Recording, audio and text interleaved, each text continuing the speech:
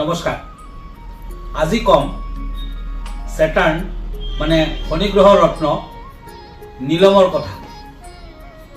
Blue স্যাফায়াৰ।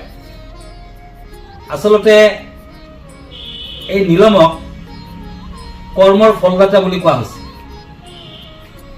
বহুতে নীলম পিন্ধিব ভয় কৰে, কিন্তু নীলম পিন্ধিব ভয় কৰাৰ কোনো যুক্তি নাই। ইয়াৰ কাৰণ হ'ল এজন ভাল জনা জ্যোতিষীক দেখুৱাই লওক আৰু তেখেতৰ পৰামৰ্শ মতে আপুনিও নীলম ধাৰণ কৰিব পাৰে।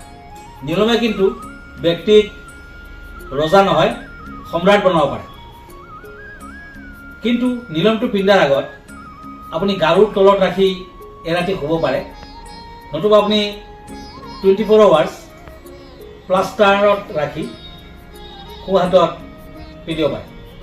যদি কোনো ধৰণৰ ভমিটিক টেণ্ডেঞ্চি হয়, নতুবা অলপ জ্বৰ আহে, নতুবা দেহাৰ ফালেদি অকণমান কিবা প্ৰব্লেম ফেচ কৰিছে, মূৰৰ ঘূৰণি আদি ফেচ কৰিছে, তেতিয়া কিন্তু নীলমটো নিপিন্ধে।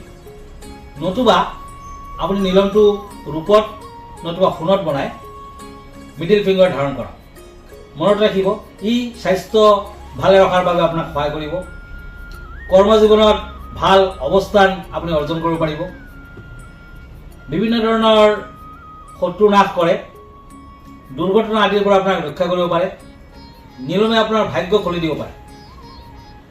ৰত্নবিদ্যা অনুসৰি নীলমে যাদুবিদ্যা, কলাবিদ্যা, ভূত প্ৰেত আদিৰ পৰা ৰক্ষা কৰে। মহিলাসকলে শনিবাৰ দিনা সন্ধিয়া কালত নীলম ধাৰণ কৰিব পাৰে।